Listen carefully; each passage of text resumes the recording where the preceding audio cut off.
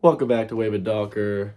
This video is the first episode of a new series I'm going to be calling My Week in Albums, or Albums This Week, or whatever. I'm going to be going through what albums that I listened to this week and just kind of give my brief thoughts on them, give a brief blurb. I think I'm going to try doing some actual editing on this one, or I'll just put like the picture of the album up when I'm talking about it. A little blah blah blahs, like some must listen tracks or most popular tracks and stuff like that. But I think that ideally this is a project that I stick with throughout the entire year, and maybe it just becomes like a big thing. I don't know, I'm saying big thing, but I mean like a thing that I continue to do with this channel, where I just talk about the stuff that I listen to over the course of the year, because I'm a big music fan. I'm always listening to new stuff. I always tend to go on like a walk 3 or 4 times a week and listen to a new album that way. So yeah, this is a way for me to talk about those albums. And I also started a rate your music account, like that tracks these albums as well, so you can see my like ratings of them and like just me kind of talking about them on that site and on my account. And I might do like a fun rating system, like blanks out of blank or whatever, but we'll see. I'm just gonna kind of roll with it. Hope you enjoy the video, like and subscribe, and let's just get into it. The first album I listened to this week was Places and Spaces by Donald Byrd. Came out in 1975, jazz album, and I really liked it. I'm a big jazz fan. I've talked about this on the channel before. I really like Weather Report. Like I said before, I think I talked about, no, this is I talked about this on the podcast, but I really only dipped my toe into the wide world of jazz, and even, I mean, you could say that about music as well, but like, I haven't touched all avenues of jazz yet, and I feel like this is a new avenue of jazz that I have got my first taste of, because I listened to Jeff Beck, like jazz fusion, heavily guitar based. Listen to Weather Report, which is like, it's a larger group, but it's a lot of like ambient, kind of like really cool, just like sound spaces. I checked out Misfit Orchestra. I think that's how you're pronouncing it. My cousin suggested them for me.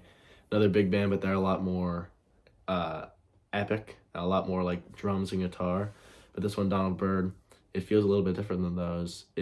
I kind of like looked at it as like, I had to do a project for What's Going On, the song by Marvin Gaye, where I had to break down. It was like an audio remix I had to do.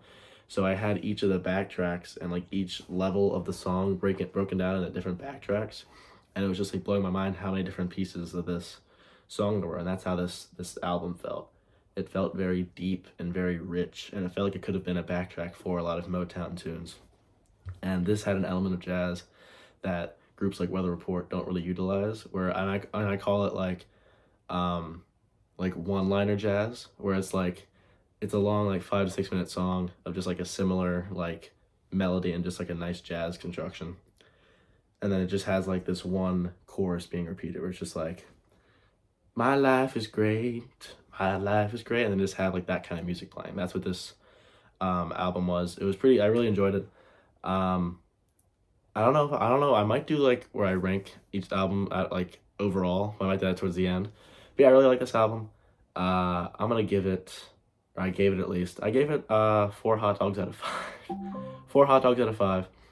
It was really good. There wasn't really a song on this that I disliked. But you're not really gonna see that with me talking about music. I'm not someone that really overtly dislikes any songs, because most of the time when I listen to an album, I know what I'm listening to before I start it. So there's really no reason for me to find a song in there that I dislike, unless it's like one. Like, I know for the most part I'm gonna like an album before I start it. But this is really great. 4 hot dogs out of 5, and that was the first album of the year that I listened to on Monday, January 1st. Next up, Wednesday's album, the 3rd of January. I listened to Slime Season 3 by Young Thug. 2016 mixtape. Only 29 minutes, which is great because my walk is a half hour. I really like Young Thug. I'm a big fan of his features, I'd say. I've listened to about 3. This is probably the 4th project I've checked out of his. I listened to Business is Business. Listened to Jeffrey. I've listened to the one where it's like his face in the grass, and it has the deluxe where it's red instead of green. I forget what that's called. It has like Hot with Gunna, and it has the song Pussy. This is the 4th one I've checked out. And it was really good. There's not a lot of songs on this that I didn't dislike. Overall, it was a really solid sound, a lot of London beats, so I got a lot of "We Got London" on the track. I did enjoy this album a lot though. I like Young Thug. I think he has a really unique voice, and he's always paired with really good production. There's really not much for me to say about this. You know, it was a brief album. Each song was good or great.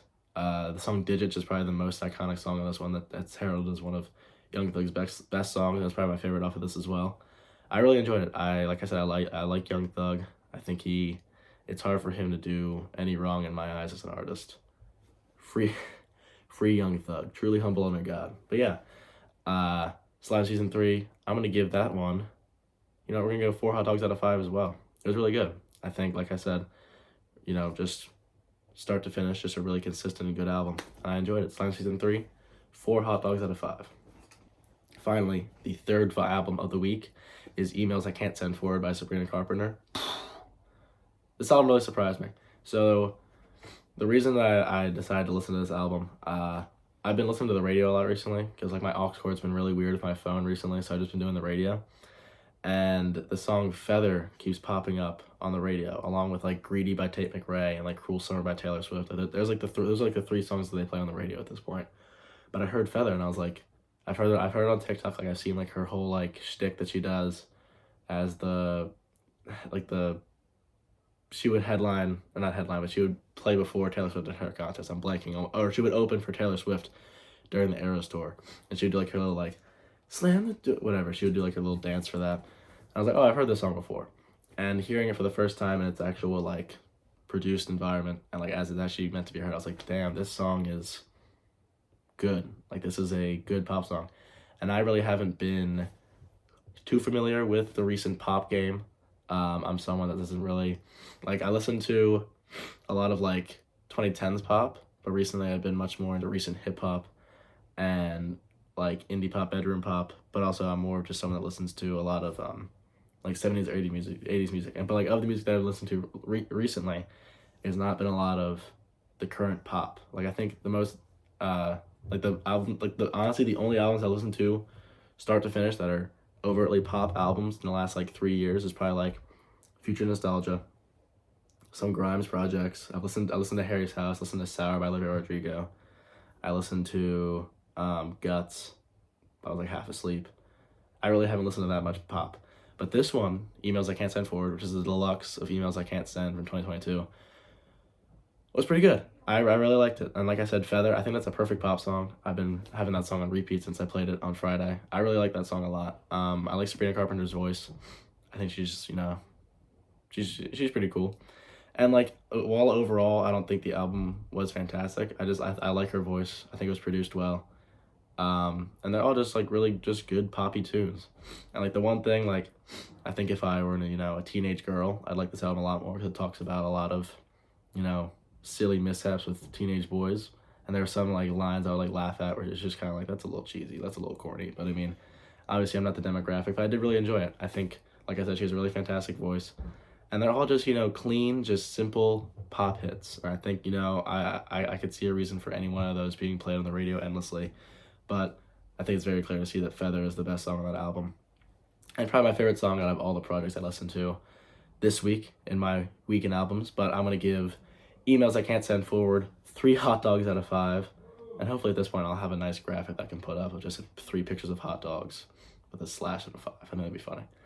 But yeah, we're going 3 hot dogs out of 5 on Emails I Can't Send Forward. And if I had to like power rank these albums, I mean, I guess you could probably do Slime Season 3, Places and Spaces, Emails I Can't Send Forward. But overall, this was a pretty good week in music. I don't think you'll really see any bad weeks in music. I think I do pretty well at picking albums that I know I'm gonna like ahead of time. But that was my weekend albums. Hope you guys enjoyed.